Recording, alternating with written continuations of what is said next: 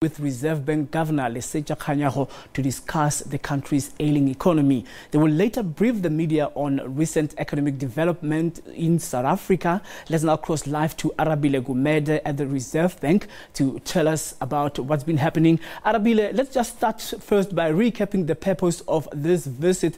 Firstly, Christine Lagarde met with the president. Any idea of what they were discussing? So I suppose that isn't what we're getting out of this, Colin, as yet. We're not understanding exactly what is being discussed, but we will hopefully get a taste of that when they do bring forth that press conference in around 40 minutes time or so. That's at 4 o'clock, and we will get that to you live as and when it happens. It is scheduled to start on time there. I must say that the IMF Managing Director, Christine Lagarde, passed us not more than 2 minutes ago, in fact, having come through the parking lot and perhaps set to meet up with the Reserve Bank Governor Lesetja Kganyago. Of course, the sentiments South Africa has shared for at least the last 2 years or so is whether we need outside help in order to bail out SOEs in particular, much the likes of Eskom, of course, who have a more than 400 billion rand debt situation. South Africa has not managed to grow at a significant pace, at a pace that an emerging market is set to grow by, or many would hope an emerging market would grow by. So perhaps how to boost South Africa's growth, how to aid South Africa's growth levels is certainly one of key interest. And one notion that I suppose would be of key to mention here as well is at the end of her term, which yes may only be in 3 years' time, of course she's set for a total of a 5-year period, would she be keen on handing over the baton of the IMF right through to an emerging market and perhaps shift the cycle a bit as to understanding the needs of emerging markets and perhaps developing those nations a whole lot more? Those are some of the questions that perhaps will be posed and will be of keen interest. But to be exact as to what it is that is being discussed, I certainly hope we'll only find out at 4 p.m. Colin.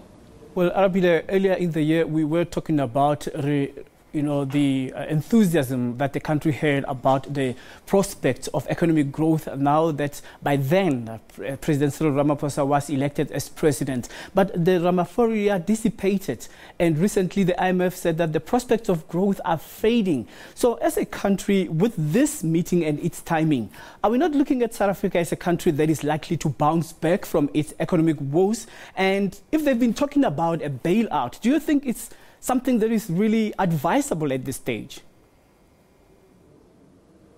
Well, look, Colin, if you're going to ask yourselves to grow at a rate of 3% or above, there are certain aspects of the nation that you perhaps are going to have to forego. And one of those may actually be your credit rating. Forget about that. Decide to spend on the things that are necessary and ensure that you spend as much as you possibly can on it. All that might do is perhaps boost the sectors that you are hoping will form part of the reform process for South Africa and ultimately then build on the nation. Let's remember that Spain had an unemployment problem similar to ours, and in less than 5 years, they managed to drop that by around 10%. Yes, fine, the dynamics may be different, but what I'm basically adding to this sentiment is that spending in the right avenues can certainly boost the prospects of growth for a nation like South Africa, which is clearly just sitting in the doldrums and only just waiting for the right spurs and the right green shoots to come up in the right areas. So perhaps that is the question.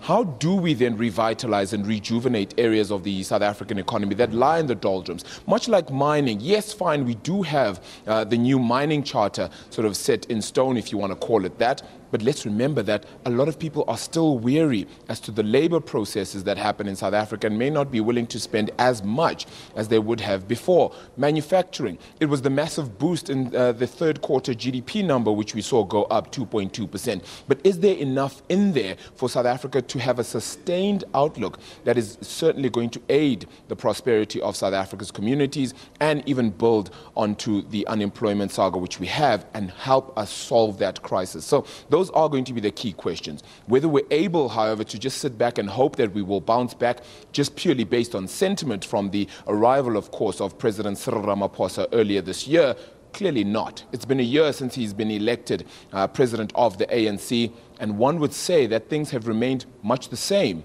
despite the fact that some reforms have been put in place, and even leadership has changed at some of the SOEs. So it will be difficult to say, but certainly will be looked out for, and perhaps some of the elements that will be discussed and have been discussed even earlier today, and hopefully we'll get word on that a little bit later.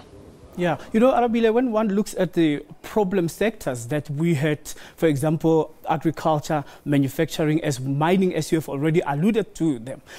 At the moment, we've had the Job Summit, the Investment Summit, the Africa Investment Summit in the country. Do you think those are indicators that perhaps in the medium term, this country can have a promise that, look, we are turning things around, so do not look down on South Africa in terms of its investment grade. Things will be on the uptick and the green arrows could be facing upwards if we look at this country in a positive light. Is this some sentiment that you see going into this meeting with the Reserve Bank Governor? All those sentiments are clearly visible, and this year showed then that South Africa does have the capability of drawing in that foreign direct investment. FDI as a total, according to the South African Reserve Bank, didn't come out at a figure that we certainly would have liked, a bit of a doldrum figure of a loss of around 3 billion when it comes to FDI. But one would question whether the sustainability of that number or the amount of money we can bring in is something that South Africa can sustain, can bring forward a whole lot more, right? So yes, fine, we do have that job summit, the investment summit, but how many more of these are going to be sufficient to get South Africa out of what has been a systemic problem of more than 25% unemployment, which has consistently been the case for the longest time now? So how do we get ourselves out of that? How do we grow South Africa beyond that point? And that is, I suppose, a key element. In the medium term, yes, it sounds good and all, but let's remember that the long-term sustainability of this country is based on reforms that you do right now and perhaps give in the hard yards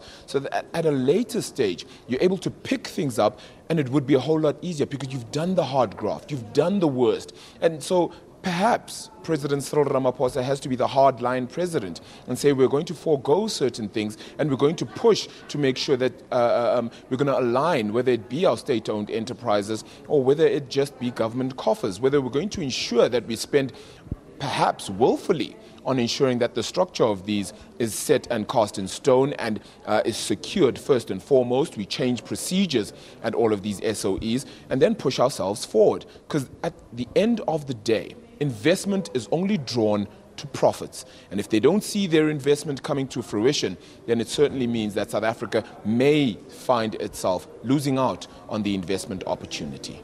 Most certainly, Arabile, thank you very much for this time. Well, we'll talk to you later in the program. Arabile Gumede is coming to us live from Pretoria at the Reserve Bank. And of course, we'll be having that meeting, the press briefing rather, between Christine Lagarde, the IMF head, as well as the Reserve Bank Governor, Lesetja Kganyago. And that's to come at around 4:30.